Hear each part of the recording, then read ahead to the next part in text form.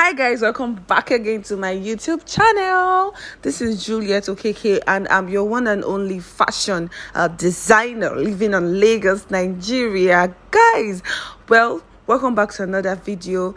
In case you're seeing my channel for the very first time, please do well to subscribe. Okay, so this is another tutorial, how to make exaggerated sleeve and then the pleated neck shirt. If this is the kind of video you want to see, please sit back, relax, and be taken care of by me.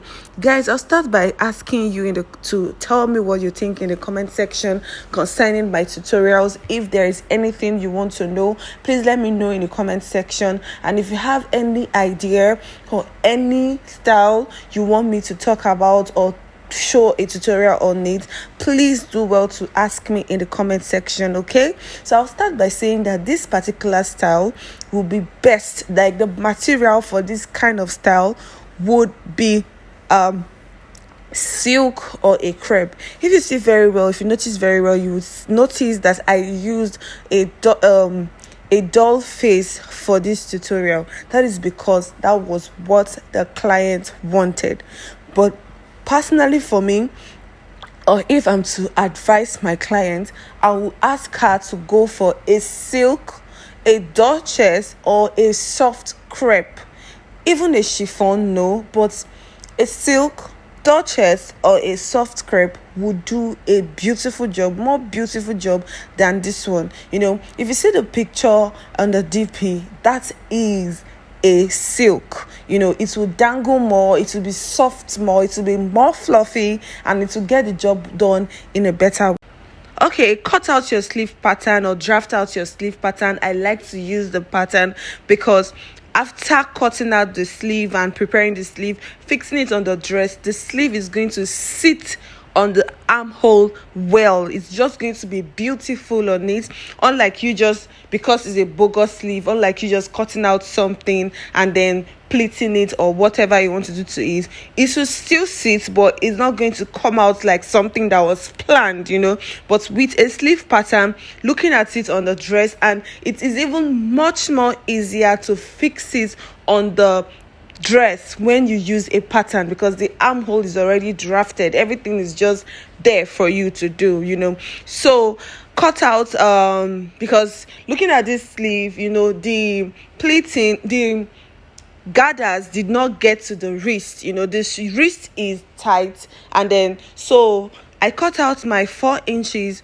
where it's gonna be tight, and the rest is the exaggeration. Okay, so divide your patterns into 8, because normally the sleeve pattern has 4 lines. I'm very sorry that my camera is washing the lines out, but the sleeve pattern has 4 lines. Now divide the 4 lines into 8 equal parts. 8 equal parts. It is advised to use your tape to get the equal parts, which I've done already.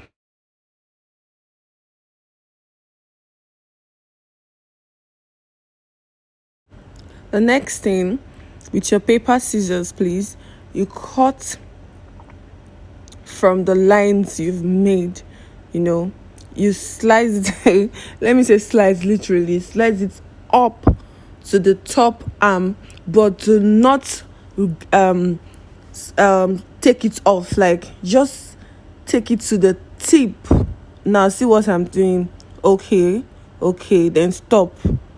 Yeah, that is it. So you slice it up to the top arm and stop. So after this, do the next step. Okay, so this is what I have after slicing it. This is what you get equally. Yeah, now so get a plain paper, a clean paper if possible. So you place this sleeve on the paper. So this is where you get the exaggeration. This is how to get the volume. If you want it to be so big, then you have to shred the papers into 12 or 16, the sleeve into 12 or 16, but I did 8 depending on the volume of the sleeve. Another way you can get the volume is, each single strand, you are going to give like some inches or some centimeters away from the next strand. Now you can do 4 inches, 2 inches apart, 8 inches apart, 10 inches apart, 20 inches apart, depending on how big you want it or how small you want the exaggeration to be. So now with your paper tape, carefully seal the sleeve pattern on the plain paper so it doesn't move.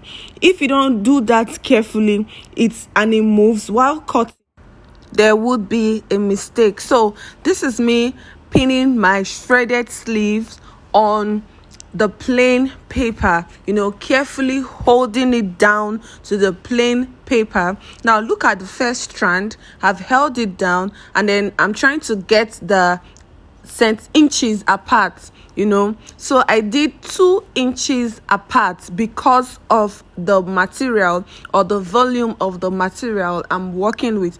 If you want to do 200 inches apart, good, you can do it, okay? But if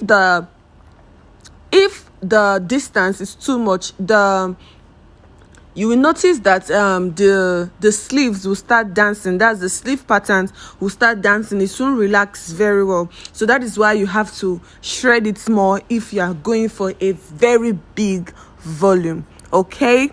Yeah, so let's pin down our strands by 2 inches apart, and then the next step. Okay, so this is what I have after successfully pinning them down to the plain paper. Now carefully with your pencil connect, by the time you pin them, because of the distance, it will not really be equal. So you use your pencil to connect it to make it equal.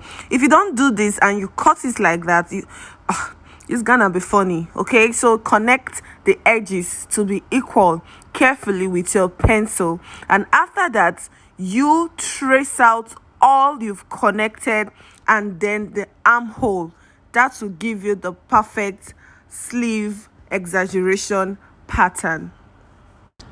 With your scissors, trace out what you've connected and then trace out the armhole carefully, and this gives you the exaggerated sleeve pattern, as you can see.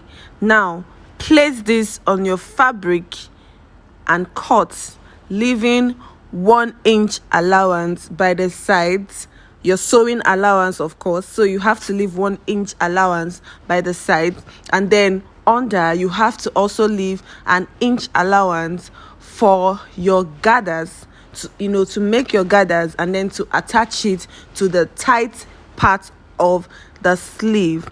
So guys, if you do not leave your 1 inch allowance and then go ahead to cut, it's going to chop from the armholes. It's going to chop from the armholes. So leave your 1 inch allowances and then you're going to have a perfect exaggerated sleeve. Guys, what do you think about this tutorial? What do you think? I know there are other methods to achieve this particular sleeve. Let me know in the comments.